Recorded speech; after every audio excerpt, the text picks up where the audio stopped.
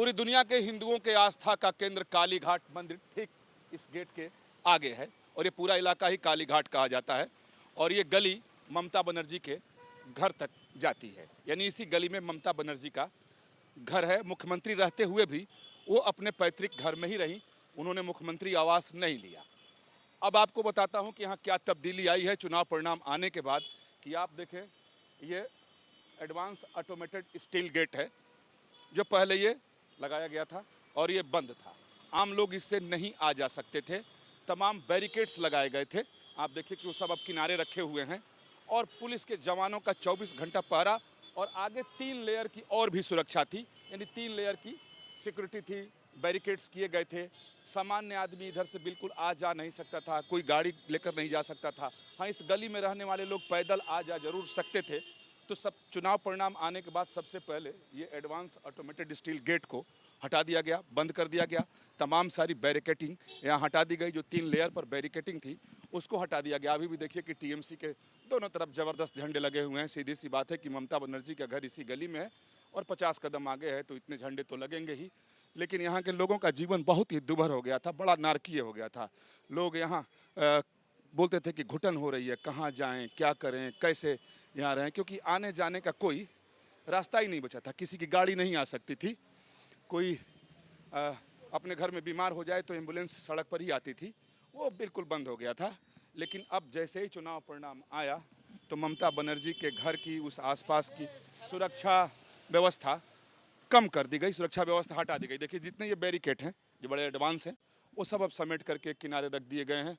अब सब कुछ खुल गया है, रास्ता खुल गया अभी। हाँ, खुल गया।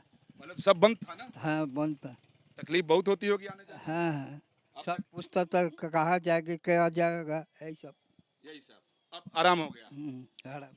अब देखिए ठीक है, ममता बनर्जी के पड़ोसी हैं, कह रहे हैं कि अब आराम हो गया, अब ये रास्ता खुल गया। आइए आगे चल, देखिए ये गली है और ये पूरा बैरिकेड करके यहाँ के लोग बिल्कुल बंद घर में रहते थे, यानी पूरे इस इलाके को एक अभेद्य किले में बदल दिया गया था।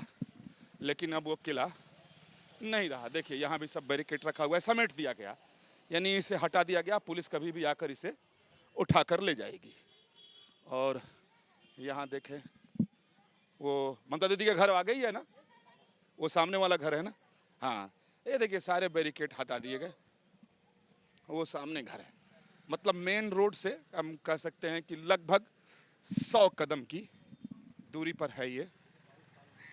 और पहले इस तरीके से ना कोई आ सकता था ना जा सकता था। आम लोगों की बात छोड़िए, पत्रकार भी यहाँ नहीं आते थे, उन्हें आने ही नहीं दिया जाता था, क्योंकि पूरी व्यवस्था यहाँ सुरक्षा की बहुत टाइट रखी गई थी।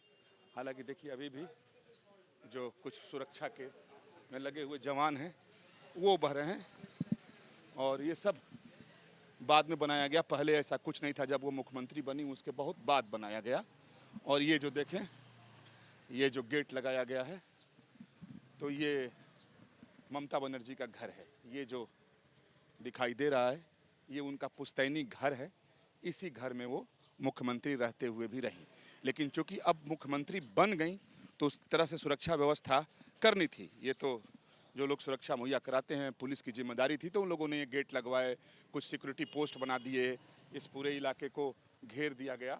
और देखिए इधर भी बैरिकेड, आगे भी बैरिकेड, और यही ममता बनर्जी का घर है और इनके दीवार से बिल्कुल सटा हुआ ये भोले भंडारी का मंदिर है। यही छोटा सा घर ममता बनर्जी का है। सहयोगी कुलदीप बालियान के साथ विकास चंद्र, न्यूज नेशन, कालीघाट, कोलकाता।